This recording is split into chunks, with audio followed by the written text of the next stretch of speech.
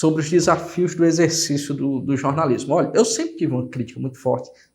Eu tenho uma crítica muito forte aos movimentos que buscam o jornalismo quando é conveniente. As pessoas que procuram a comunicação quando há uma conveniência, não dando o seu devido valor. Muito embora eu tenha vindo de uma escola jurídica, de uma formação jurídica, eu nunca deixei de ser devoto à comunicação. E no meu breve período aqui na comunicação, sempre me deparei com essas de pessoas que precisam da comunicação em sua função social, mas tendem a trazer uma cultura de que a comunicação só é importante quando convém. E isso é uma postura lamentável. E eu queria saber, antes de iniciar a nossa conversa, se eu, nesse breve percurso de tempo na comunicação, já fico ultrajado com isso, como foi e é lidar com isso constantemente. Breno, você toca num ponto que é talvez a pedra basilar, digamos assim, daquilo que a gente possa referenciar como sendo a importância da imprensa, o papel da imprensa na vida em sociedade. Eu posso te assegurar que aqueles que nos aplaudem hoje, porque relatamos, reportamos algum fato que desabone um eventual adversário, muitas vezes é aquele que nos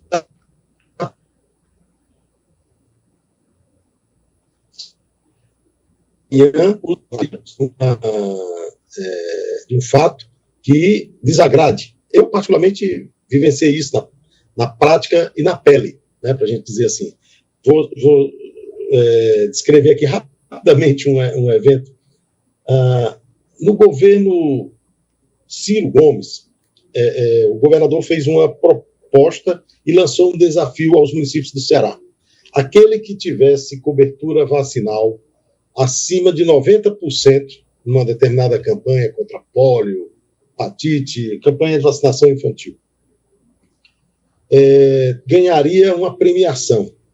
Para muitos municípios do Ceará, o prêmio era em dinheiro a ser pago ao município, era um valor superior ao que esse município recebia de FPM, por exemplo. Eu chequei junto à Secretaria de Saúde do Estado qual era um município que historicamente tinha tido cobertura vacinal baixa. E me foi apontado um município aqui perto da Serra do Baturité, do Maciço, e para lá nos dirigimos. Era uma matéria para o Jornal Nacional da TV Globo, para dizer como que um município que tinha tido historicamente uma baixa cobertura nas campanhas de vacinação estava se preparando para aquele esforço mediante uma promessa de premiação se alcançasse acima de 90% de cobertura. E o prefeito, na ocasião, para tirar uma casquinha, né, para capitalizar politicamente, botou carro de som na cidade, e hoje vocês vão ver no Jornal Nacional, na TV Globo, o que o prefeito fulano de tal está fazendo pela saúde do nosso município, etc, etc e tal. Eu sei que uma determinada hora a gente já se encaminhando para voltar para Fortaleza, para editar a matéria que seria veiculada à noite no Jornal Nacional, uma mulher pula na frente do carro da televisão. A gente estava dentro do veículo. E a mulher disse: olha, vocês estão fazendo propaganda para um prefeito que é desonesto, é um ladrão. Não sei o que. Como assim, minha senhora? Disse: olha, ele está roubando o dinheiro do município, não sei mais o que, tal. Aí eu disse: me diga uma coisa, a senhora tem como provar isso que a senhora está dizendo? Tenho. Depois prepare e me mande lá na televisão que a gente vai apurar essa história. E voltamos para Fortaleza. Quando eu cheguei aqui, fui chamado na direção, na sala da direção da TV, o prefeito daquele município estava lá. Eu disse, prefeito, estava procurando o senhor mesmo, tal, procurei lá na cidade, o senhor não estava, e tal, e eu queria ouvi-lo, porque ele está aqui com a denúncia. Aliás, essa matéria foi ao ar, a primeira. E na segunda matéria, desculpem, eu atropelei aqui os fatos. Quando foi, com uma semana da matéria ter sido veiculada, da campanha da vacinação, que era uma briga, porque a estrutura do município era estadual, e o prefeito era do outro partido e tal, e eles não conversavam entre si, o que resultava em prejuízo para a população. O fato é que, uma semana depois, chega um dossiê, calhamaço de documentos, lá na redação da Verdes Mares, endereçada para mim. Eu fui ver, eram as denúncias contra o prefeito. E lá voltamos nós ao município para checar se realmente aquilo era verdade. O prefeito dizia que tinha construído tantas praças, não havia, tantas escolas, não havia, uma ponte não existia, e procuramos o prefeito para responder, e nada de encontrar. E quando nós voltamos para Fortaleza, o prefeito estava aqui na televisão. E eu fui chamado na sala da direção e eu disse, o prefeito estava procurando o senhor mesmo. Blá, blá, blá.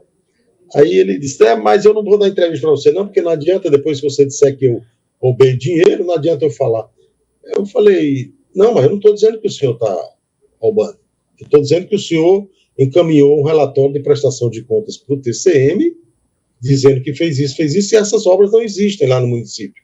Aí o senhor explica, responde.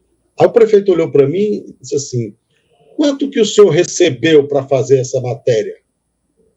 Aí eu falei, o mesmo tanto que o senhor me pagou por aquela outra que o senhor botou carro de som, fazendo propaganda do seu nome, dizendo que era o senhor fazendo alguma coisa pela saúde do município, quando na verdade era uma mobilização para uma campanha de vacinação. Então, assim, é muito fácil você encontrar as conveniências e digamos assim, as intempéries do exercício do jornalismo, porque nós temos um outro compromisso, com a verdade. Tem uma frase do professor Dario Restrepo, colombiano, que esteve conosco quando nós revisamos o Código de Ética do Jornalista no Congresso Extraordinário lá no Espírito Santo, e ele dizia, a crença do jornalista é acordar todo dia com a missão de descobrir a verdade sobre alguma coisa. E isso é o que nos anima. Não pense que é o salário que pagam a um jornalista, ou o glamour que, porventura, aparecer num canal de televisão, ou ser reconhecido como uma voz importante no rádio, ou um nome no jornalismo impresso. O que nos move é saber que você está fazendo alguma coisa pelo bem da coletividade. Né? Tem uma definição de jornalismo, Breno, que eu gosto muito, eu capturei no Observatório de Imprensa, que dizia que jornalismo é a arte de confortar os aflitos e afligir os confortados. Ou seja, quando você pega uma equipe de televisão ou um repórter de jornal ou de TV e manda para uma comunidade que está sofrendo com a falta de saneamento ou com a falta de alimento,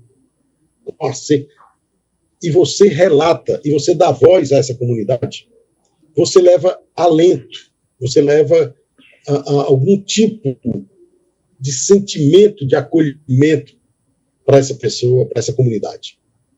E ao tempo em que você sai de lá, você tem por obrigação do exercício profissional e até a autoridade, aquele que é responsável por dar resolutividade àquele problema.